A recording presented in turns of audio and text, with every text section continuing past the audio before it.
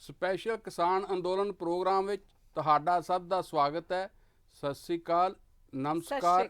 ਮੈਂ ਹਾਂ ਬਲਬੀਰ ਜੰਡੂ ਤੇ ਮੇਰੇ ਨਾਲ ਨੇ ਮੇਰੀ ਸਹਿਯੋਗੀ ਤੇ ਸੀਨੀਅਰ ਪੱਤਰਕਾਰ ਨੇਹਾ ਸ਼ੁਕਲਾ ਜੀ।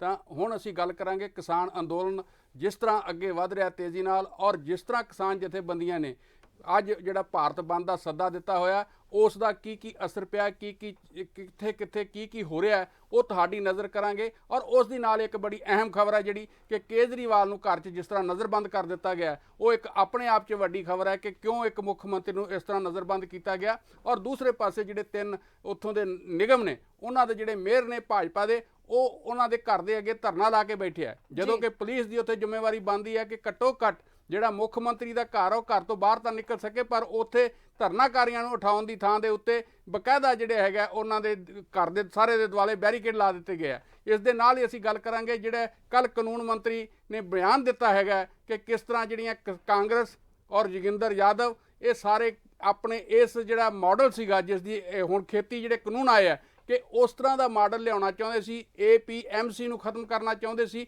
ਇਹ ਸਾਰੀ ਨੂੰ ਅਸੀਂ ਆਪਣੀ ਚਰਚਾ 'ਚ ਲਵਾਂਗੇ। ਨੇਹਾ ਜੀ, ਕਿਸ ਤਰ੍ਹਾਂ ਤੁਹਾਨੂੰ ਲੱਗ ਰਿਹਾ ਜਿਹੜੀ ਕੱਲ ਕਾਨੂੰਨ मंत्री ने बयान दिता है तो उस पर किस तरह के प्रतिक्रम है दूसरे पासे? तो जंडू जी, सबसे पहले तो जो योगेंद्र यादव है उन्होंने कहा कि बीजेपी शायद उनसे ज़्यादा ही स्नेह रखती है, इसलिए उनका नाम उन्होंने लिया है। वो कह रहे हैं कि ऐसी मांग उन्होंने कभी नहीं की थी। उन्होंने साफ कहा योगेंद्र यादव ने कि मांग ये ज़रूर उठाई गई थी क्योंकि बीजेपी ने अपने मैनिफेस्टो में यानी चुनावी घोषणा पत्र में ये कहा था कि जब उनकी सरकार सत्ता में आएगी तो वो APMC एक्ट में सुधार करेगी। तो जब 3 साल केंद्र में सरकार ने पूरे कर लिए, NDA सरकार ने, तब ये एक ट्वीट किया था, योगेंद्र यादव की तरफ से ट्वीट किया गया था कि आपने जो चुनावी वादा किया था उसे कब पूरा करेंगे। तब जो केंद्र की सरकार की तरफ से ये जवाब दिया गया था कि वो ये काम नहीं कर सकते क्योंकि ये राज्य सरकारों का अधिकार है। उन्होंने राज्य पर इसका जो बोझ है वो वैसे भी नेहा जी ये ਜਿਹੜਾ खेती ਦਾ ਵਿਸ਼ਾ ਹੈਗਾ ਇਹ ਰਾਜਾਂ ਦੇ ਅਧਿਕਾਰ ਖੇਤਰ 'ਚ ਆਉਂਦਾ। ਸਾਡੇ ਸੰਵਿਧਾਨ 'ਚ ਜਿਸ ਤਰ੍ਹਾਂ ਵੱਖ-ਵੱਖ ਜਿਹੜੇ ਅਧਿਕਾਰ ਦਿੱਤੇ ਗਏ ਰਾਜਾਂ ਨੂੰ, ਕੇਂਦਰ ਨੂੰ, ਔਰ ਕੁਝ ਚੀਜ਼ਾਂ ਹੈਗੀਆਂ ਜਿਹੜੀਆਂ ਸਾਂਝੇ ਖੇਤਰ 'ਚ ਆਉਂਦੀਆਂ, ਪਰ ਇਹ ਜਿਹੜਾ ਖੇਤੀ ਦਾ ਵਿਸ਼ਾ ਹੈ ਇਹ ਰਾਜਾਂ ਦਾ ਅਧਿਕਾਰ ਹੈ। ਤੇ ਇਸੇ ਕਰਕੇ ਹੀ ਬਾਰ-ਬਾਰ ਇਹ ਗੱਲ ਉੱਠ ਵੀ ਰਹੀ ਹੈ। ਕਿਸਾਨ ਜਥੇਬੰਦੀਆਂ ਵੀ ਕਹਿ ਰਹੀਆਂ ਕਿ ਜਿਹੜੇ ਇਹ ਕਾਨੂੰਨ ਹੈ ਇਹ ਗੈਰ ਸੰਵਿਧਾਨਿਕ ਹੈ। ਗੈਰ ਸੰਵਿਧਾਨਿਕ ਇਸ ਕਰਕੇ ਹੈ ਕਿ ਇਹਦੇ 'ਚ ਰਾਜਾਂ ਨੂੰ ਅਧਿਕਾਰ ਸੀਗਾ ਉਹ ਚੇਂਜ ਕਰਦੇ ਜਾਂ ਉਹਨਾਂ ਦੀ ਸਲਾਹ ਲਈ ਜਾਂਦੀ, ਇਹ ਕੁਝ ਵੀ ਨਹੀਂ ਹੋਇਆ। ਇਸ ਕਰਕੇ ਹੀ ਇਹਨਾਂ ਕਾਨੂੰਨਾਂ ਨੂੰ ਵੀ ਗੈਰ संविधानिक किया जा रहा। हाँ जी, तुसी अगे गल कर रहे हैं। जंडू जी, यही बात योगेंद्र यादव ने अपनी सफाई में कही है। वो कह रहे हैं कि हमने तो खांसी की दवा मांगी थी लेकिन खांसी की दवा कुछ और ही दे दी गई, बुखार की दवा दे दी गई। वही भी कहते हैं कि असि गिफ्ट मांग नहीं रहे, सानू जबरदस्ती गिफ्ट दिता जा रहा जी, जिसकी मांग नहीं की गई थी वही दिया जा रहा है, वो ये कहना चाह रहे हैं अपनी सफाई में। साथ ही साथ कांग्रेस को भी आड़े हाथ लेने की कोशिश की थी कल केंद्रीय कानून मंत्री ने। उन्होंने कहा था कि ये जो सारे रिफॉर्म्स है जो 3 कृषि कानूनों में लाए गए हैं केंद्र की सरकार की तरफ से, ये सुझाया गया था UPA की सरकार के वक्त, यानी जब कांग्रेस के नेतृत्व में केंद्र की सरकार थी तब ये सुझाव लाए गए थे, सुधार के सुझाव थे। और बीजेपी बार बार ये कोशिश कर रही है कि उनका जो कदम है ये कृषि कानूनों का वो बिल्कुल सही है, उनकी नीयत साफ है, पवित्र गंगा जल की तरह है। जब बनारस में प्रधानमंत्री इस तरह आज प्रधानमंत्री होना ने भी ਜਿਹੜੀ ਗੱਲ ਕਹੀ ਹੈ ਉਹ ਵੀ ਬਾਰ-ਬਾਰ ਖੇਤੀ ਕਾਨੂੰਨਾਂ ਨੂੰ ਇਹੀ ਦੱਸ ਰਿਹਾ ਹੈ ਕਿ ਇਹ ਕਿਸਾਨਾਂ ਦੇ ਹਿੱਤ 'ਚ ਹੈ। ਤੇ ਜਦੋਂ ਕਿ ਦੂਸਰੇ ਪਾਸੇ ਕਿਸਾਨ ਜਥੇਬੰਦੀਆਂ, ਕਿਸਾਨ ਅੰਦੋਲਨ ਜਿਹੜੇ 500 ਦੇ ਕਰੀਬ ਜਥੇਬੰਦੀਆਂ ਸ਼ਾਮਲ ਹੈਗੀਆਂ, ਜਿਹੜੀ ਉਹਨਾਂ ਦੀ ਨੈਸ਼ਨਲ ਸੰਯੁਕਤ ਮੋਰਚਾ ਬਣਿਆ ਹੈਗਾ, ਉਹ ਸਾਰੇ ਇਹ ਕਹਿ ਰਹੇ ਕਿ ਸਾਡੇ ਹੱਕ 'ਚ ਨਹੀਂ ਹੈ, पर प्रधानमंत्री कह रहे हैं, सरकार कह रही है कि वो किसानों के हित च। जी, ये कौन से शेयर होल्डर्स थे जिनसे बात करने की बार बार जो बीजेपी कह रही है कि उन्होंने किया था कानून लागू से पहले? देखो ਜਿਹੜਾ ਸੰਯੁਕਤ ਰਾਸ਼ਟਰ ਨੇ ਇੱਕ ਮਤਾ ਪਾਸ ਕੀਤਾ ਸੀਗਾ 17 ਦਸੰਬਰ 2018 ਦੇ ਵਿੱਚ, ਉਸ ਮਤੇ ਦੇ ਅਨੁਸਾਰ ਜਦੋਂ ਕਿਸੇ ਵੀ ਸਰਕਾਰ ਨੇ ਜਿਹੜੇ ਸੰਯੁਕਤ ਰਾਸ਼ਟਰ ਦੇ ਮੈਂਬਰ ਦੇਸ਼ ਨੇ ਉਹ ਜਿਹੜੇ ਉਸ ਚਾਰਟਰ ਦੇ ਪਾਬੰਦ ਨੇ ਉਹਨਾਂ 'ਚ ਇਹ ਲਿਖਿਆ ਹੋਇਆ ਕਿ ਕੋਈ ਵੀ ਜੇ ਸਰਕਾਰ ਜਿਹੜੀ ਹੈ ਉਹ ਜਦੋਂ ਕਿਸਾਨਾਂ ਨਾਲ ਸੰਬੰਧਿਤ ਜਾਂ ਦਿਹਾਤੀ ਖੇਤਰ ਦੇ ਲੋਕਾਂ ਨਾਲ ਸੰਬੰਧਿਤ ਕੋਈ ਵੀ ਕਾਨੂੰਨ ਬਣਾਏਗੀ ਉਹਨਾਂ ਨੂੰ ਭਰੋਸੇ 'ਚ ਲਏਗੀ ਜਿਹੜਾ ਉਹਨਾਂ ਤੇ ਪ੍ਰਭਾਵ ਪਾਉਂਦਾ ਹੋਵੇ, ਜਿਹੜਾ ਉਹਨਾਂ ਦੇ ਜੀਵਨ ਤੇ ਅਸਰ ਅੰਦਾਜ਼ ਹੁੰਦਾ ਹੋਵੇ।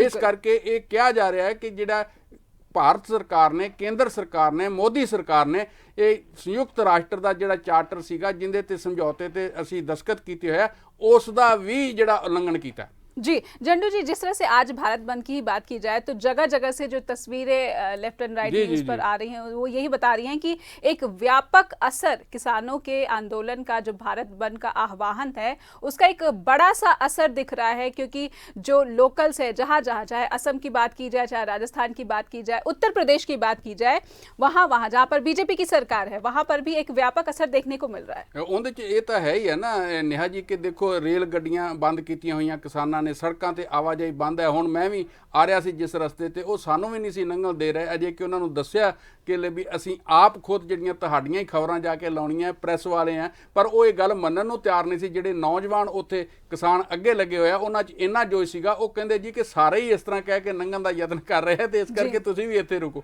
ਤਾਂ ਬੜੀ ਮੁਸ਼ਕਲ ਉਹਨਾਂ ਨੂੰ ਜਦੋਂ ਇਸ ਗੱਲ ਦਾ ਭਰੋਸਾ ਹੋਇਆ ਤੇ ਮੇਰੇ ਤੋਂ ਬਕਾਇਦਾ ਉਹਨਾਂ ਨੇ ਮੇਰੀ ਆਈਡੀ ਵਗੈਰਾ ਲੈ ਗਈ, ਦੇਖੀ, ਔਰ ਮੇਰੇ ਨਾਲ ਹੀ ਇੱਕ ਹੋਰ ਅਖਬਾਰ ਦੇ ਐਡੀਟਰ ਸੀ ਉਹ ਵੀ ਉੱਥੇ ਰੁਕੇ ਹੋਏ ਸੀ। ਤਾਂ ਫਿਰ ਉਹਨਾਂ ਨੇ ਸਾਨੂੰ ਆਉਣ ਦਿੱਤਾ। ਇਸ ਕਰਕੇ ਜਿਹੜਾ ਅਸਰ ਹੈ ਸਾਰੇ ਪਾਸੇ ਉਹ ਬਹੁਤ ਜ਼ਿਆਦਾ, ਆਵਾਜਾਈ, ਸੜਕੀ ਆਵਾਜਾਈ ਠੱਪ ਹੈ, ਰੇਲ ਆਵਾਜਾਈ ਠੱਪ ਹੈ, ਜਿਹੜੇ ਬਾਕੀ ਦੇ ਕਾਰੋਬਾਰ ਹੈ ਉਹ ਬੰਦ ਹੈ। ਪਰ ਇਹ ਬੜੀ ਖੁਸ਼ੀ ਦੀ ਗੱਲ ਹੈ, ਇਹ ਬੜੀ ਚੰਗੀ ਗੱਲ ਹੈ ਕਿ ਜਿੱਥੇ ਸਫਲ ਹੈ ਅੰਦੋਲਨ ਉੱਥੇ ਨਾਲ ਦੀ ਨਾਲ ਬੜਾ ਪੁਰ ਅਮਨ ਵੀ ਹੈ ਔਰ ਕਿਸਾਨ ਇਸ ਦੇ ਡਿਸਪਲਿਨ ਤੇ ਪਹਿਰਾ ਵੀ ਦੇ ਰਹੇ, ਸ਼ਾਂਤੀਪੂਰਨ ਵੀ ਹੈ। ਹੁਣ ਇੱਥੇ ਮੈਂ ਦੇਖਿਆ ਕਿ ਜਦੋਂ ਆ ਰਹੀਆਂ ਸੀਗੀਆਂ ਐਂਬੂਲੈਂਸ, ਜਿਹੜੇ ਪੇਸ਼ੈਂਟ ਆ ਰਹੇ ਸੀਗੇ ਉਹਨਾਂ ਨੂੰ ਬਿਲਕੁਲ ਰਸਤਾ ਬਣਾ ਕੇ ਸਾਫ਼ ਕਰਕੇ ਸਾਰਿਆਂ ਨੂੰ ਪਹਿਲਾਂ ਲੰਘਾ ਰਹੇ ਸੀ ਪ੍ਰਾਇੋਰਟੀ ਦੇ ਉੱਪਰ। ਕਿਸੇ ਨੂੰ ਵੀ ਉਹ ਜਾਤੀ ਨਹੀਂ, ਮਤਲਬ ਕੋਈ ਜ਼ਬਰਦਸਤੀ ਕੁਝ ਵੀ ਨਹੀਂ ਹੋ ਰਿਹਾ।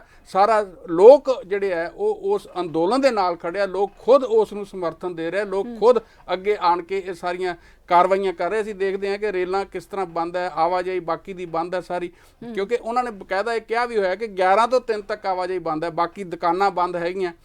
जी जी जी जंडू जी, इस जैसा आपने जिक्र किया कि युवा बड़ी तादाद में जगह जहां जहां प्रदर्शन हो रहे हैं, किसानों का आंदोलन हो रहा है, वहां युवाओं की तादाद काफी देखी जा रही है। जी, जी। क्या आपको लगता है कि जो देश का युवा बेरोजगार है, क्योंकि देश की एक बड़ी समस्या बेरोजगारी भी रही है जिसको जो केंद्र की सरकार है शुरू से नकारती रही है, वही तो गल है ना, जो नेशनल मीडिया है वो भी इसको तवज्जो नहीं देता, इसको मुद्दा नहीं मानता है।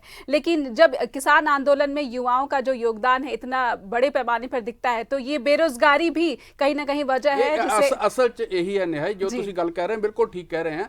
ਅਸਲ ਦੇ ਵਿੱਚ ਖੇਤੀ ਜਿਹੜੀ ਹੈ ਲਗਭਗ ਸਾਡਾ 60% ਜਿਹੜਾ ਆਬਾਦੀ ਦਾ ਹਿੱਸਾ ਹੈ ਉਹ ਖੇਤੀ ਦੇ ਨਿਰਭਰ ਹੈ। ਉੱਥੇ ਰੁਜ਼ਗਾਰ ਉਹਨੂੰ ਮਿਲਿਆ ਹੋਇਆ ਤੇ ਜੇ ਜਿਹੜੇ 3 ਕਾਨੂੰਨ ਹੈ ਇਹਨਾਂ ਤੇ ਅਮਲ ਹੁੰਦਾ, ਇਹ ਲਾਗੂ ਹੁੰਦੇ ਆ ਤਾਂ ਉਹਨਾਂ ਦਾ ਰੁਜ਼ਗਾਰ ਵੀ ਖੁੱਸਣ ਦਾ ਉਹਨਾਂ ਨੂੰ ਡਰ ਹੈ। ਇਸ ਕਰਕੇ ਵੱਡੀ ਗਿਣਤੀ 'ਚ ਯੂਥ ਵੀ ਜਿਹੜਾ ਹੈਗਾ ਉਹ ਉੱਥੇ ਆਇਆ ਹੋਇਆ ਔਰ ਯੂਥ ਉਹਦਾ ਬਕਾਇਦਾ ਹਿੱਸਾ ਬਣਿਆ ਹੋਇਆ। ਵੈਸੇ ਵੀ ਪੰਜਾਬ ਦੀ ਇੱਕ ਵਿਰਾਸਤ ਰਹੀ ਹੈ, ਉਹ ਪੰਜਾਬ ਦੀ ਵਿਰਾਸਤ ਦੇ ਨਾਲ ਅਸੀਂ ਦੇਖਦੇ ਹਾਂ ਕਿ ਉਹਦਾ ਅਸਰ ਜਿਹੜਾ ਸਮੁੱਚੇ ਸਾਰੇ ਦੇਸ਼ ਦੀ ਕਿਸਾਨੀ 'ਚ ਪਿਆ ਹੈਗਾ ਔਰ ਸਾਰੀ ਕਿਸਾਨੀ ਜਿਹੜੀ ਹੈ ਇਸ ਗੱਲ ਨੂੰ ਮੰਨ ਰਹੀ ਹੈ ਕਿ ਪੰਜਾਬ ਦੇ ਕਿਸਾਨ ਨੇ ਜਿਸ ਢੰਗ ਨਾਲ ਅੰਦੋਲਨ ਕੀਤਾ, ਉੱਥੋਂ ਦੇ ਨੌਜਵਾਨਾਂ ਨੇ, ਉੱਥੋਂ ਦੇ ਔਰਤਾਂ ਨੇ, ਉੱਥੋਂ ਦੇ ਬੱਚਿਆਂ ਨੇ, ਤਾਂ ਉਹ ਸਾਡੇ ਲਈ ਬੜਾ ਇੱਕ ਪ੍ਰੇਰਨਾ स्रोत बनया होया।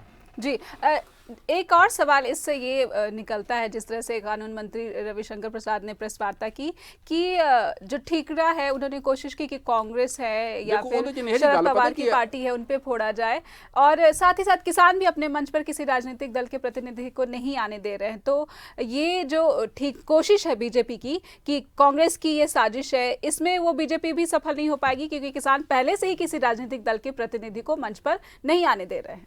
ਉਹਦੇ 'ਚ नेहा जी ਗੱਲ ਅਸਲ 'ਚ ਇਹ ਹੈਗੀ ਹੈ ਕਿ ਜਿਸ ਤਰ੍ਹਾਂ ਕਿਸਾਨਾਂ ਦਾ ਪਹਿਲਾਂ ਹੀ ਫੈਸਲਾ ਹੈਗਾ ਕਿ ਅਸੀਂ ਕਿਸੇ ਵੀ ਰਾਜਸੀ ਪਾਰਟੀ ਦੇ ਆਗੂ ਨੂੰ ਉੱਥੇ ਭਾਸ਼ਣ ਨਹੀਂ ਦੇਣ ਦਿਆਂਗੇ, ਕੋਈ ਵੀ ਰਾਜਸੀ ਪਾਰਟੀ ਝੰਡਾ ਲੈ ਕੇ ਸਾਡੇ ਜਿਹੜੇ ਅੰਦੋਲਨ ਹੈ ਉਹਦੇ ਵਿੱਚ ਸ਼ਾਮਲ ਨਾ ਹੋਵੇ। ਜੇ ਉਹਨਾਂ ਆਉਣਾ ਬਿਨਾਂ ਝੰਡੇ ਤੋਂ ਆਉਣ ਤੇ ਉਹਨਾਂ ਨੂੰ ਸਟੇਜ ਤੇ ਬੋਲਣ ਦੀ ਆਗਿਆ ਨਹੀਂ ਹੋਏਗੀ ਜਿਹੜੇ ਰਾਜਸੀ ਆਗੂ ਹੈ, ਔਰ ਇਹਦੇ ਤੇ ਉਹ ਬੜੀ ਸਖਤੀ ਨਾਲ ਪਹਿਰਾ ਵੀ ਦੇ ਰਿਹਾ। ਉਹ ਇਸੇ ਕਰਕੇ ਕਿ ਕਿਉਂਕਿ ਭਾਰਤੀ ਜਨਤਾ ਪਾਰਟੀ ਨੇ, ਕੇਂਦਰ ਸਰਕਾਰ ਨੇ ਲਗਾਤਾਰ ਇਹ ਕੋਸ਼ਿਸ਼ ਕੀਤੀ ਹੈ ਕਿ ਇਸ ਅੰਦੋਲਨ ਨੂੰ ਆਪੋਜੀਸ਼ਨ ਦਾ, ਵਿਰੋਧੀ ਧਿਰ ਦਾ ਅੰਦੋਲਨ ਬਣਾ ਕੇ ਬਦਨਾਮ ਕੀਤਾ ਜਾਵੇ। ਇੱਕ ਰਾਜਸੀ ਇਹਦੇ ਮਕਸਦ ਰਾਜਸੀ इनके पीछे होने करके उस पासे नु तुरया जावे। पहला भी फुट पाउंड साथ ही ये भी कोशिश रही खालिस्तान का नाम लिया गया, ये बता के कि कुछ जो उग्रवादी किस्म के तत्व है वो इसमें शामिल हो गए, इसी वजह से हर उन्होंने सरकार ने कोशिश की है, पर किसानां ने अपनी एक मुठता एक सुरता दे नाल उस गल दा मुंह तोड़वा जवाब दिता है कि कोई भी इस तरह का नहीं है। देखो उत्थे 13 दिन हो गए किसानां नूं बैठियां, बड़े पुरअमन ढंग नाल वो अपना उत्थे बैठे होए अपना जिहड़ा रोस है वो ਜ਼ਾਹਰ कर रहे हैं। और हुणे मैनूं पता लग्या कि तमिलनाडु के किसान भी उत्थे जिहड़े है ਉਹ ਵੀ ਪਹੁੰਚ ਗਏ ਆ। ਬਾਕੀ ਮਹਾਰਾਸ਼ਟਰ ਹੈ, ਬਾਕੀ ਸਾਰੀਆਂ ਸਟੇਟਸ ਵਿੱਚੋਂ ਵੀ ਜਿਹੜੇ ਕਿਸਾਨ ਹੈ ਵੱਡੀ ਗਿਣਤੀ 'ਚ ਉੱਥੇ ਜਿਹੜੇ ਆ ਪਹੁੰਚ ਰਹੇ। ਹਰਿਆਣੇ 'ਚ ਤਾਂ ਬਹੁਤ ਵੱਡੀ ਗਿਣਤੀ 'ਚ ਪਹੁੰਚ ਰਹੇ। ਇੱਕ ਬੜੀ ਦਿਲਚਸਪ ਗੱਲ ਹੈ ਜੀ ਕਿ ਅਸੀਂ ਦੇਖਦੇ ਹਾਂ ਕਿ ਖੇਤੀ ਮੰਤਰੀ ਇੱਕ ਪਾਸੇ ਤੱਕ ਕਿਸਾਨਾਂ ਦੇ ਨਾਲ ਗੱਲਬਾਤ ਕਰ ਰਹੇ ਆ, ਪਿਊਸ਼ ਗੋਇਲ ਗੱਲਬਾਤ ਕਰ ਰਹੇ ਆ, ਔਰ ਉਹਨਾਂ ਨੇ ਜਿਹੜੀ ਚੌਥੇ ਗੇੜ ਦੀ, ਤੀਜੇ ਗੇੜ ਦੀ, ਪੰਜਵੇਂ ਗੇੜ ਦੀ ਗੱਲਬਾਤ ਕੀਤੀ ਆ। ਉੱਥੇ ਕਿਸਾਨਾਂ ਨੂੰ ਇਹ ਕਿਹਾ ਜਾ ਰਿਹਾ ਕਿ ਖੇਤੀ ਮੰਤਰੀ ਵੱਲੋਂ ਕਿ ਇਹ ਜਿਹੜੇ ਕਾਨੂੰਨ ਹੈ ਇਹਨਾਂ 'ਚ ਜਿਹੜੇ ਤੁਸੀਂ ਨੁਕਸ ਦੱਸ ਰਹੇ ਹੋ ਉਹ ਹੈਗੇ ਆ ਤੇ ਅਸੀਂ ਉਹਨਾਂ ਨੂੰ ਸੋਧਣ ਲਈ ਤਿਆਰ ਹੈਗੇ ਆ।